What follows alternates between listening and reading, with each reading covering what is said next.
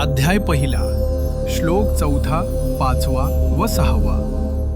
अत्र शूरा महेश्वासा भीमार्जुन समायुधी युयुधानो विराटश्च द्रुपदश्च महारथ धृष्टकेतुश्चैकितान काशीराजश्च वीर्यवान पुरुजित कुन्तिभोजश्च शैब्यश्च नरपुंगव युधामन्युश्च विक्रांत उत्तमौजाश्च वीर्यवान सौभद्रो द्रौपदेयाश्च सर्व एव महारथा.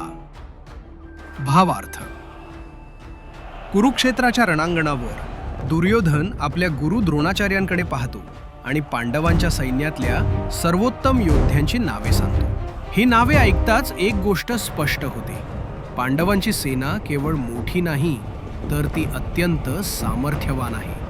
दुर्योधन 18 अशा वीर योद्ध्यांना ओळखतो आणि नावानं संबोधतो, जे त्याच्या मते भीम आणि अर्जुनाच्या शौर्याशी समतुल्य आहेत. ते आहेत धृष्टद्युम्न, सत्यकी, विराट, द्रुपद, धृष्टकेतू, चेकितान, काशीराज, पुरुजित, कुंतीभोज, शैब्य, युधामन्यू, उत्तमौजा, अभिमन्यू आणि द्रौपदीचे 5 पुत्र परातिविंद्य, सुतसोमा, श्रुतकीर्ती, शतानिका, श्रुतकर्म. या सर्व योद्ध्यांना महारथ असे म्हटले गेले. म्हणजे असे योद्धे जे एकटेच 10,000 शत्रू सैनिकांशी लढू शकतात. ते दोन्ही प्रकारच्या शस्त्रांचा वापर करण्यात तज्ज्ञ आहेत, अस्त्र आणि शस्त्र. अस्त्र म्हणजे अशी शक्तिशाली शस्त्रे जे सोडण्याआधी देवतेचे आव्हान केले जाते.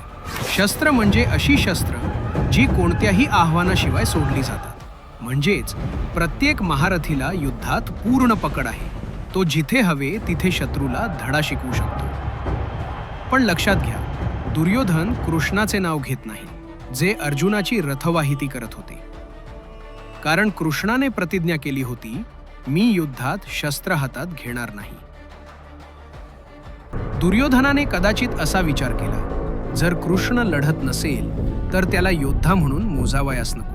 पण ही एक मोठी चूक होती, जी त्याच्या भविष्यातील निर्णयांवर परिणाम करणार होती. या श्लोकातून आपल्याला फक्त पांडवांच्या सामर्थ्याची झलक मिळत नाही, तर एक महत्त्वाची शिकवण देखील मिळते.